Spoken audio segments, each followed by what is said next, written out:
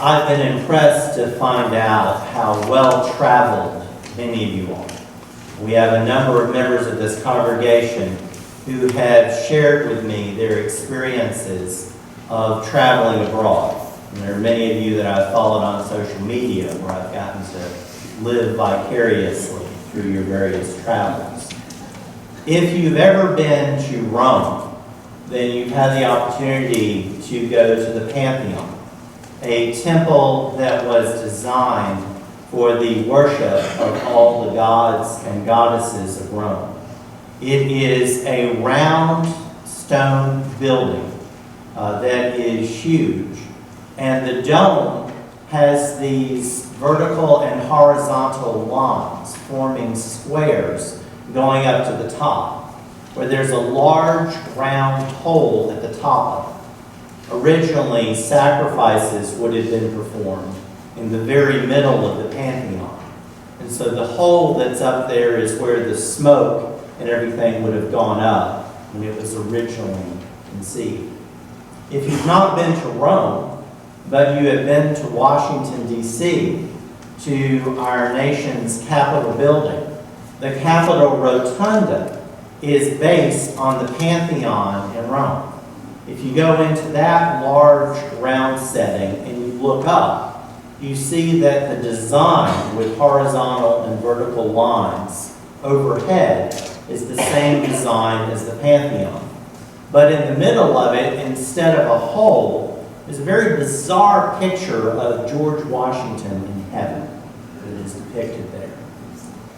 Picture that kind of a setting for Psalm 82.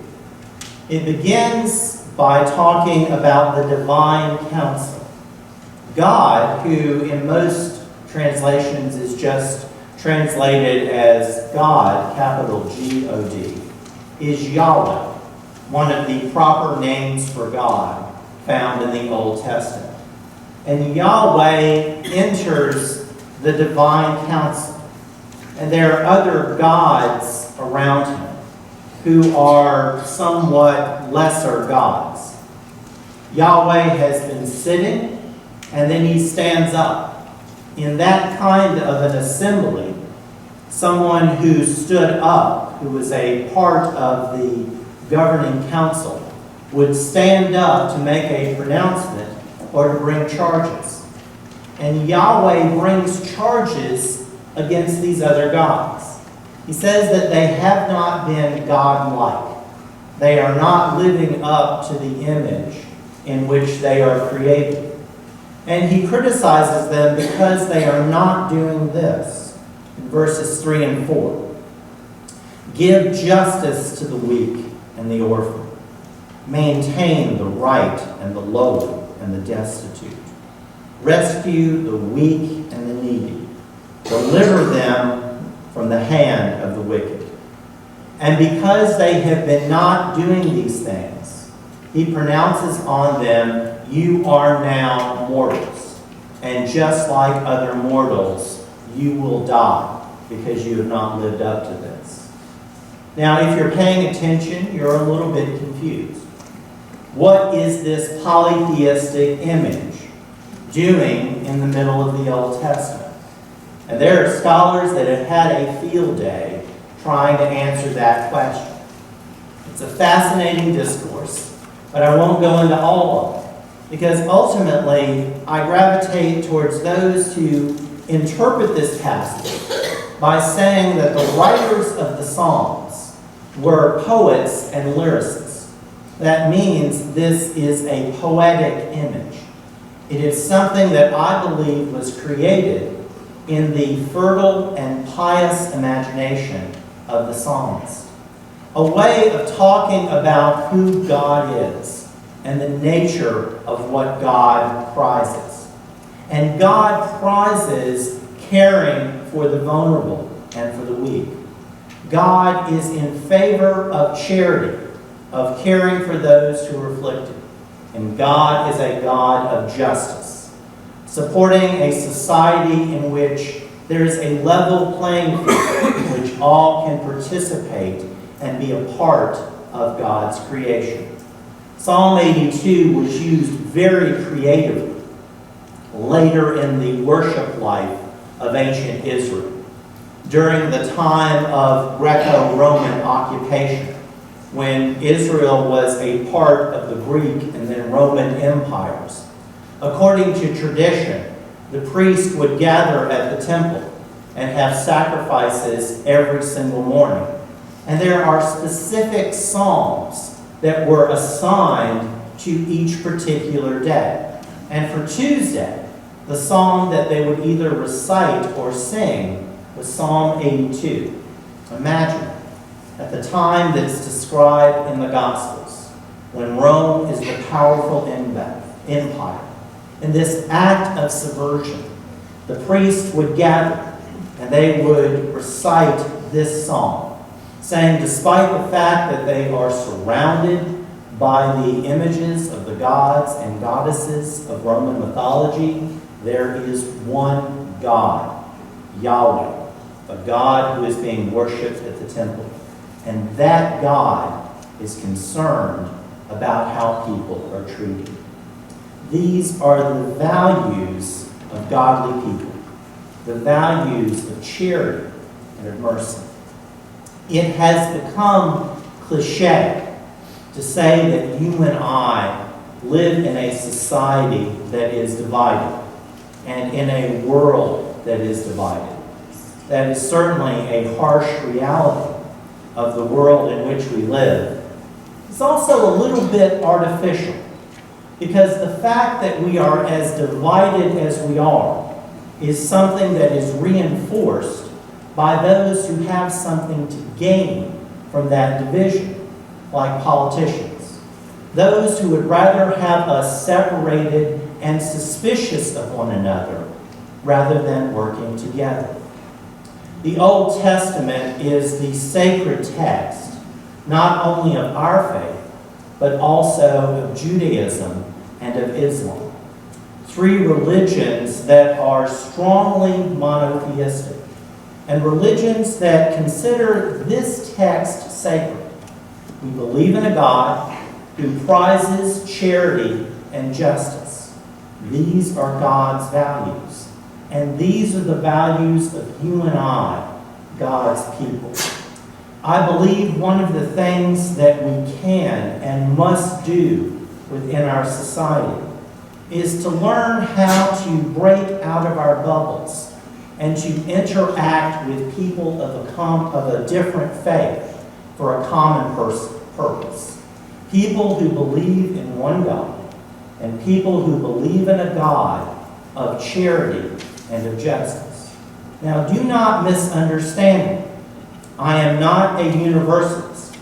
I am not someone who believes even that it's possible to worship all gods and practice all religions simultaneously.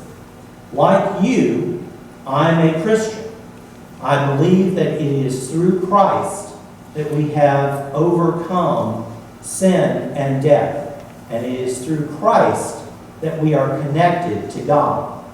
All of that is a part of what's known as soteriology, a theology of salvation. It's something that is very dense and rich with meaning. And it's a topic for another sermon. Today I'm not talking about that by which we are saved, because I believe we can practice and profess our faith in Jesus Christ. We can evangelize and witness to our faith in Jesus Christ and still have mutual respect for people of other faiths, establishing friendships and working together for a common cause. I'll give you two examples of how I've seen this happen. Oftentimes in a church setting like this, someone might be absent for church for a number of weeks. And I appreciate that you at Northview are very good at taking care of each other. And you recognize when somebody's not been here. And you check on that person. And sometimes you bring that to my attention. And there have been occasions when I've missed a couple who aren't there, a married couple. And I've found one of the members of the couple in public or talked to that person.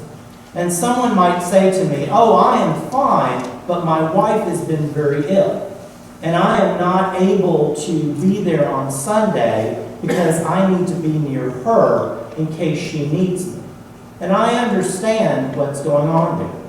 I've had similar things happen in our household.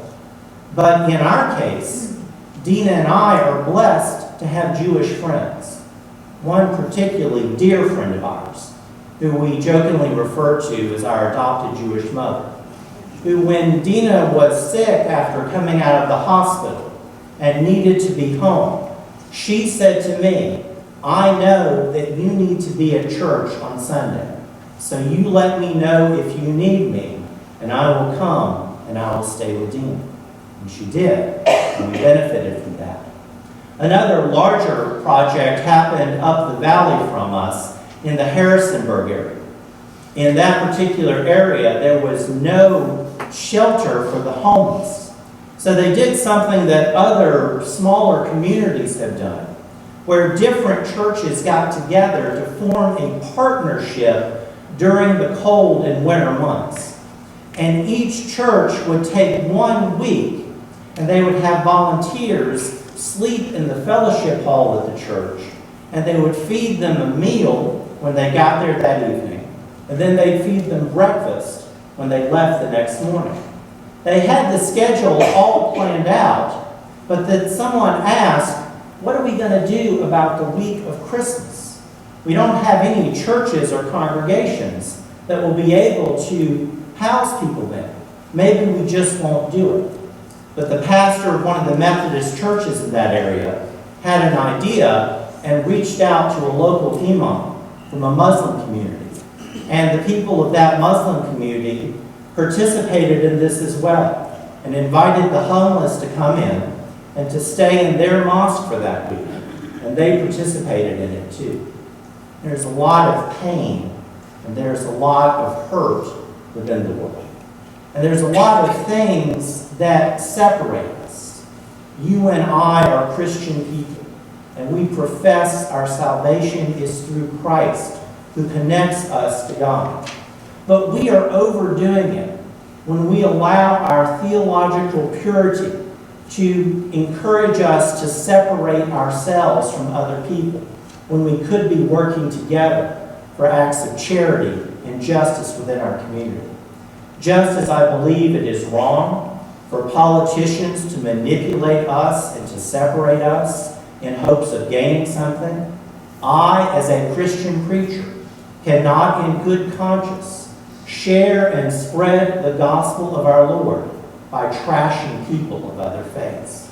Not when there is such a strong need for us to come together as a reaction to the violent forces that are separating us. And Jesus is making the same point. At the beginning of our gospel passage this morning, a lawyer stands up to test him. That means he is an expert in the religious law in the Old Testament. He is somebody who is a part of the same religion in which Jesus and the other disciples were brought up. And in response to what this lawyer says, which is trying to entrap Jesus, Jesus turns the tables on him. The hero of the parable that he tells is someone from another religion. It is the Samaritan, whom Jews of that time believed were heretics who were damned, is the one who practices what, according to Psalm 82, God values, the one who is merciful and kind. There is much work that can be done in this world. Our Christian witness continues to be strong and effective. But I believe that God is calling us as a people of faith to expand our circles, to understand what we have in common with one another, and to find ways that we can work with people of different faiths for the purposes of charity and justice. You may expand your circle of friends and have some new, rich relationships. But we are also doing what, according to the Bible, God values: the work of God's people. Amen.